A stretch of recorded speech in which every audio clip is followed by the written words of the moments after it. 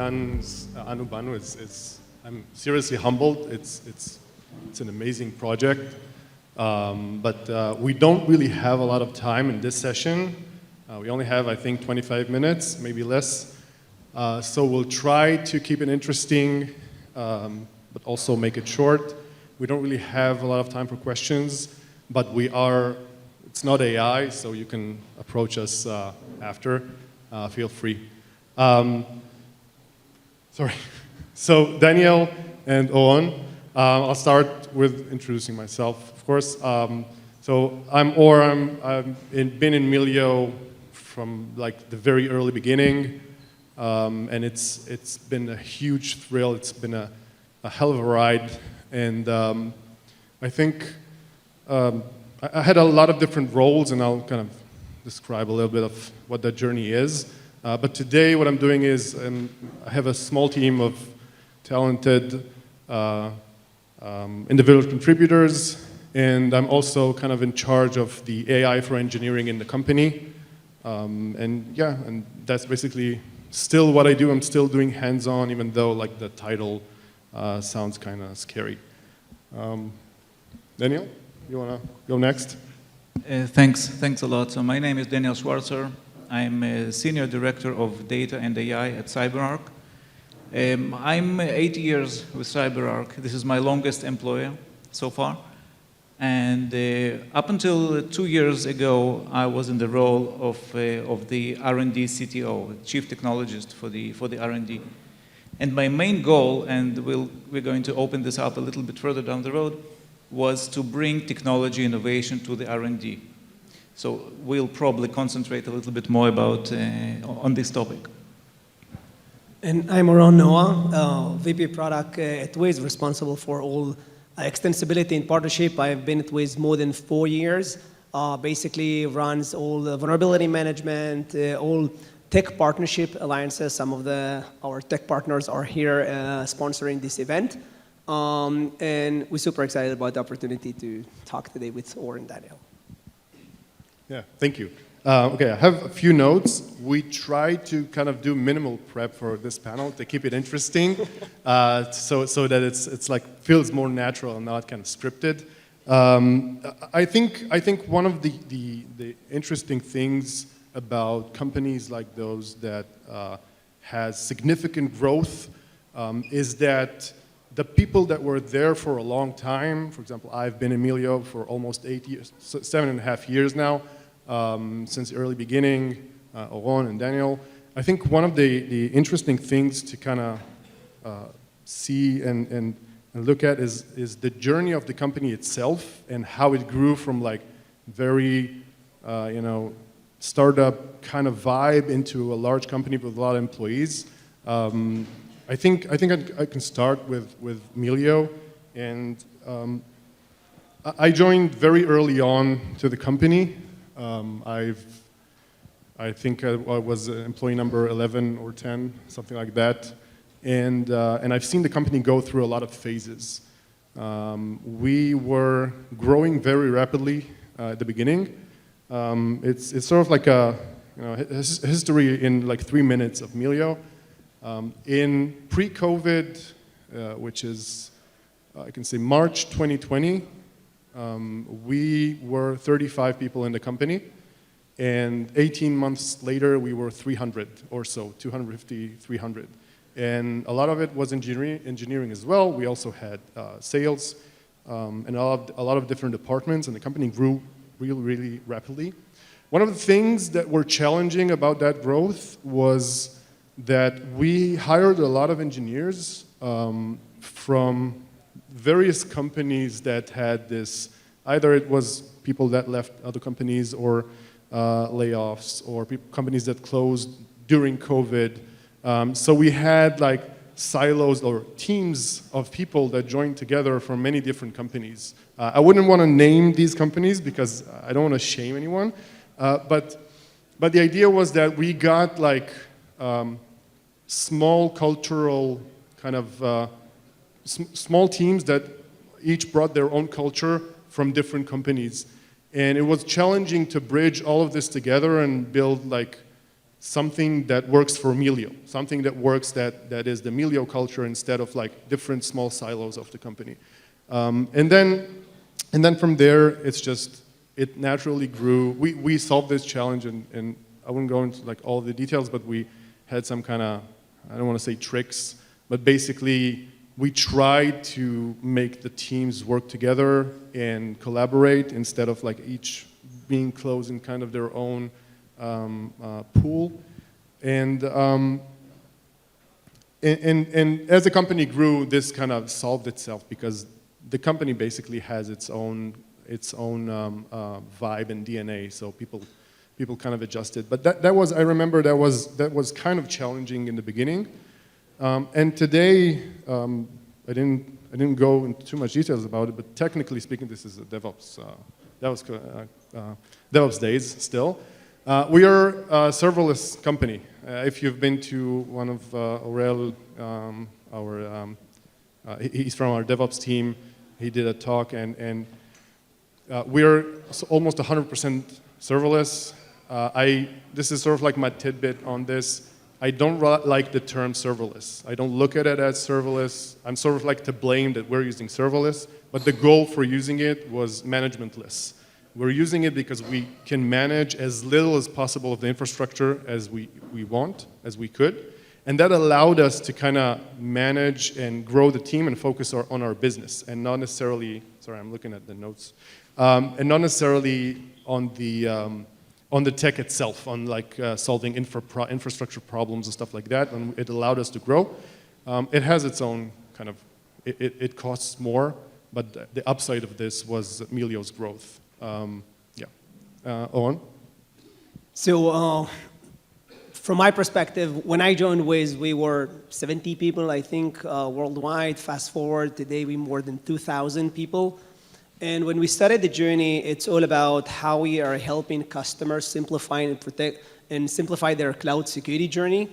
And we started by a multi-cloud strategy, how you can protect GCP, Azure, AWS. And the moment we want to extend and democratize cloud security to address multiple teams, to help multiple teams in the organization, not just the security teams, how we can help SecOps team, DevOps team, SecOps team, and even SOC team. What we did through the years is we also did 3 acquisitions. All of them I'm very proud of. It was like Israeli startup. We acquired Raft, Gem, and then DAZ. I also oversee the DAZ acquisition. And that helped us also shift left, help developers when they build in the code, help DevSecOps, and then with the Gem acquisition, it helped us also help the SecOps team and red teams. And I think one of the things is like when you rapidly grow, you always hire the same people, or I wouldn't say the same people, but people is coming to your company and understand the DNA. When you acquire companies, you all of a sudden get like a bunch of people, like it could be 30, 40, 70, and they have to adjust to the DNA.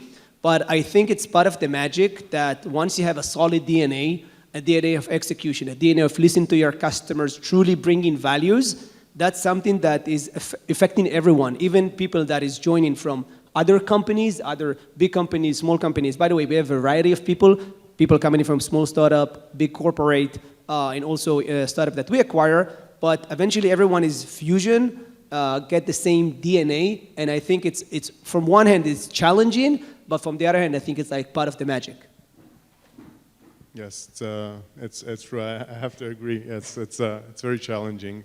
Daniel, how did the journey look for you in CyberArk? Yeah, sure, thanks. So when I joined CyberArk, I think we were around 1,000 employees worldwide, maybe a little bit more. Now we're approximately 4,000 before the Palo acquisition. And my goal was to bring, as I told you, the technology innovation to the CyberArk R&D. CyberArk is a cybersecurity company. We are 25 or 26 years old. So we have a big baggage of legacy under our hood, and we have lots of customers who are very much security cautious and security conscious. So how do you approach that? Now, before I open this, I'd like to tell you a short story to help us stay humble. And the story is this. Some of you visited the reInvent last week, right? Who went to reInvent recently? Yeah, okay. Lucky one, all right. So you take 1,000 monkeys and you put them into a casino, right? To put a red or black on a roulette table. And then it goes once, 500 win, 500 lose. And then the next round, 250 lose, 250 win. So after 7 rounds, there is one monkey that managed to win 7 rounds in a row. So we all put this monkey on the stage and asked them, how do you do that? What's your daily routine? How do you meditate? Do you do walks in the wood? Do you have specific workout practice, etc.?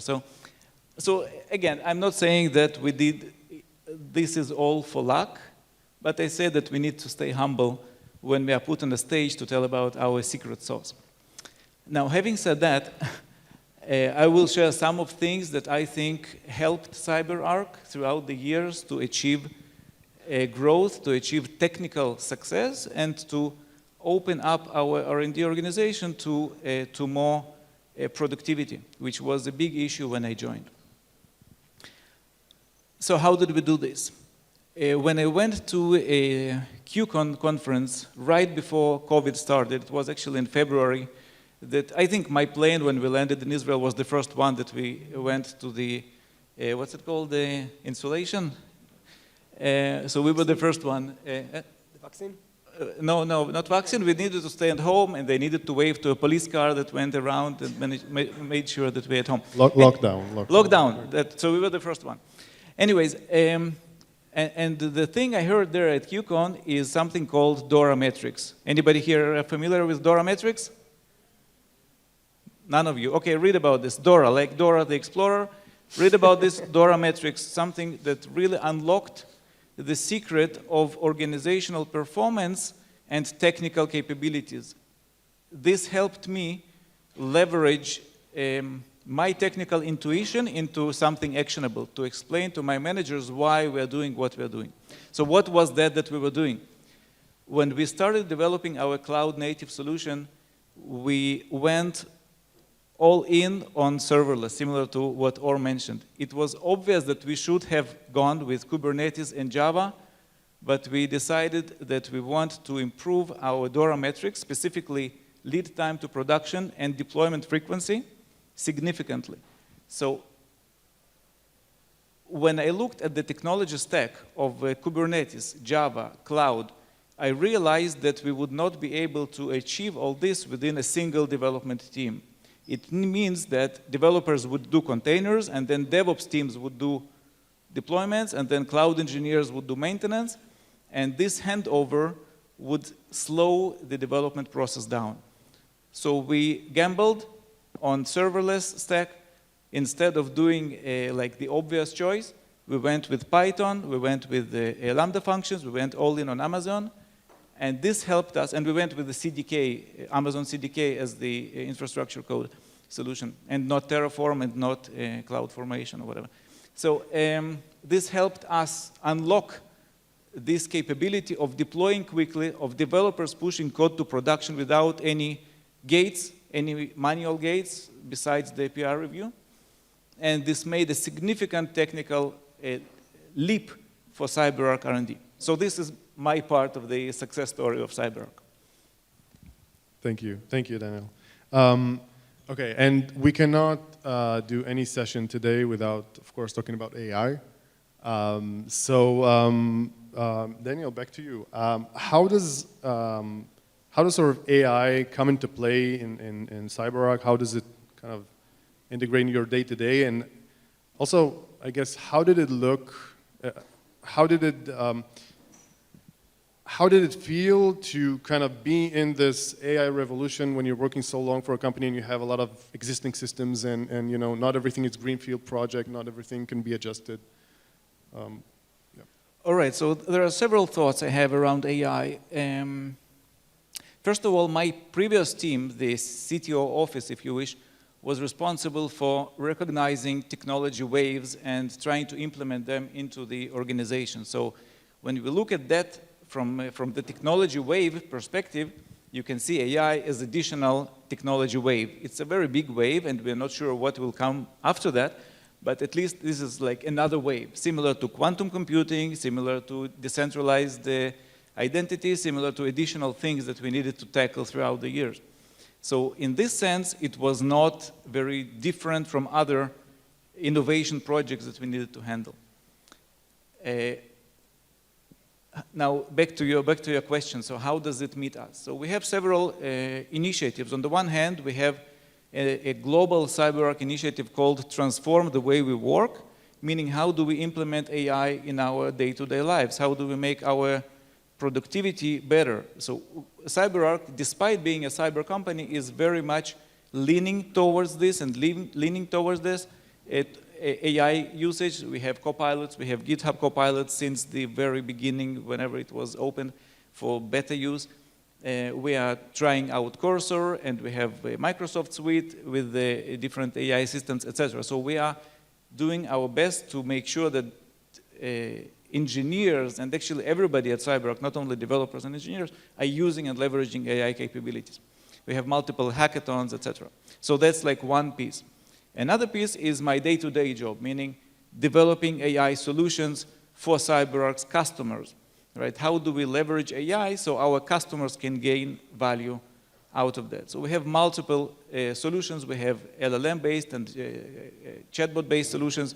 We have ML-based solutions. So we have a lot. I'm not going to open this up too much, but this is something that we are also actively working on. And the fact that they assigned somebody who was an R&D CTO and integrated that with the CTO office and our innovation group shows how much CyberArk is leaning onto this AI world. And one last thought before I hand it over back to you. Sorry, I'm taking too much time, I guess. One last thought. Despite AI world being changing and all the time being in the flex, one day GPT is the best model, then Claude, then Google is back on track with Gemini 3. So who knows? Everything is changing all the time. I think at this day and age, the architectural principles behind all of these changes are still very much relevant. How do you stay nimble? How do you stay versatile? How do you stay agile in the world when you know that your underlying model and your underlying technology is probably going to change many, many times throughout the year? So this is something that I would like to encourage you to take from this piece. Thank you. Yeah, that's very interesting to see it in sort of a company that also has a large history. On? So from our perspective, when everyone talks about AI, because we are a cybersecurity company, we always think about, first of all, before we implement AI internally, what kind of AI, what challenges AI bring to the table today, and we see like 4 pillars that AI challenge it brings to the table. The first one is a lot of new architecture. So our security teams and even DevOps teams are facing a lot of new architectures of AI, whether your developer are using AI as a service, Bedrock, Gemini, whatever, or they're using even at like on-prem, their homegrown AI tools. So this is like one challenge that we see customers are facing. The second one is like autonomous agents. We see autonomous agents always in customers' environment. The third pillar it's bringing, and I'm pretty much sure every one of you familiar with that, is like the rapid pace of innovation. Developers are pushing code to production much faster than they used to prior to AI. AI, code viping and everything. So a lot of new code has been shipped into production. Your data center that you maintain might now have more things, more let's say, I don't know, utilization and stuff like that because of AI. And unfortunately, also the fourth pillar is we see more the bad guys are using AI as a weapon to attack customers' environment. And from our perspective, this is like how we started. So we first map what are the challenges and then help customers secure in their AI environment, get visibility, help the developer while they build in the code. So we have plugins and help them do that.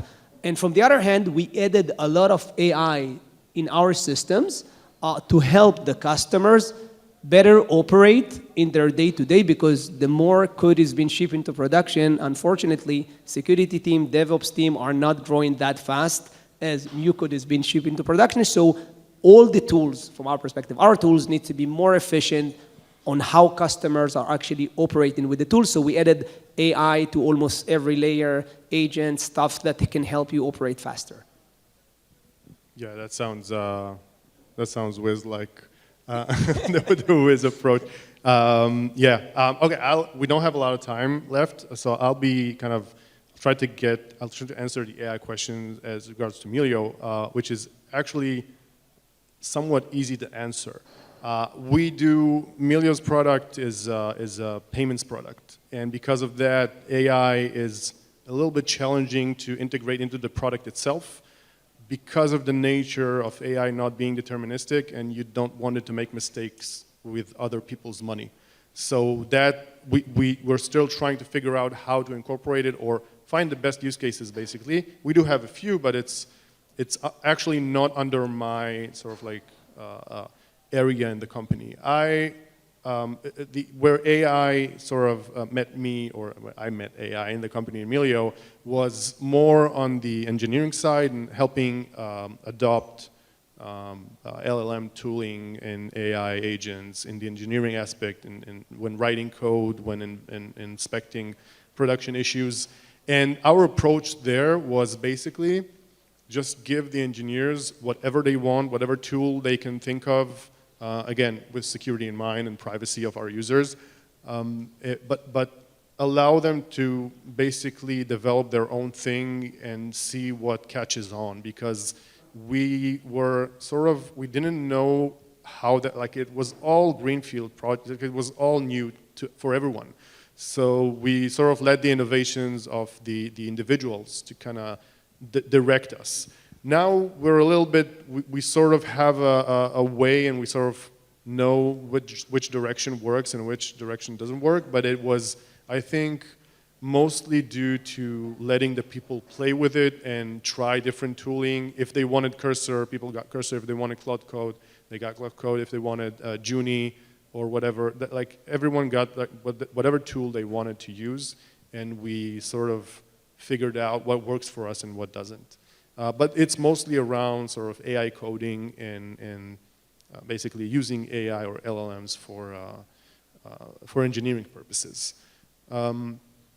Okay, I think we don't have 7 more minutes, like the clock here says 7, but I think we have a little less. Because of, we have this opportunity, I think we can dive into a little more of like the personal experience. A personal experience for Oron, personal experience for Daniel, and for me.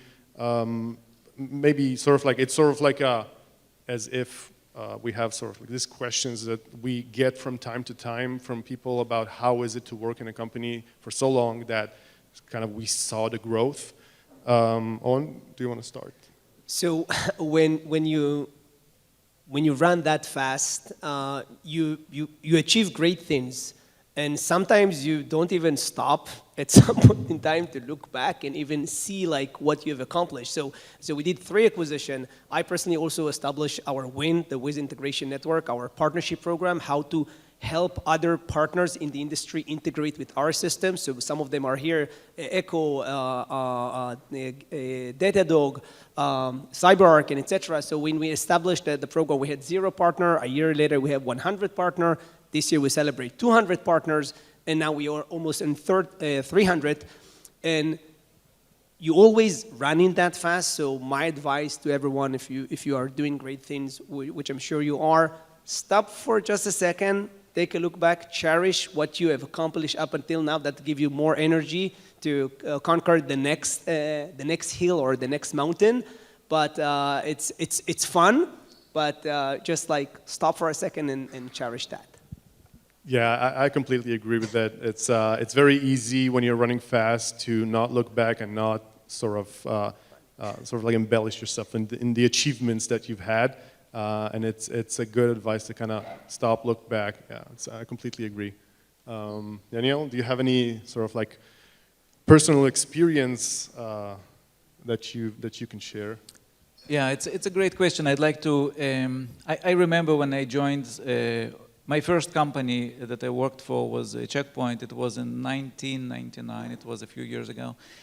So when I signed the contract and it was my first job, I was like, okay, should I celebrate tonight because I signed, or should I wait when I begin working? And they said, okay, let's begin my first day and see that they don't fire me right on spot. So I started my first day, it was good, they did not fire me, so I was like, should I like celebrate now? I did not get my money yet, so let's wait for the first of the month to get my salary. Then I waited for the first, and the salary came in, everything was fine. I was like, should I maybe wait like until I have like 3-month trial period? They used to do it in the early 2000s. Now they don't do this. They used to be like 3 months trial period, so the employee doesn't pay you like your education fund and all the others. Anyway, so I was like, okay, let's wait for 3 months. Maybe they will fire me within this time. They did not fire me, but after 3 months, I said like, it's what should I celebrate? It's too, I'm in the middle of everything, so it's like too late to celebrate.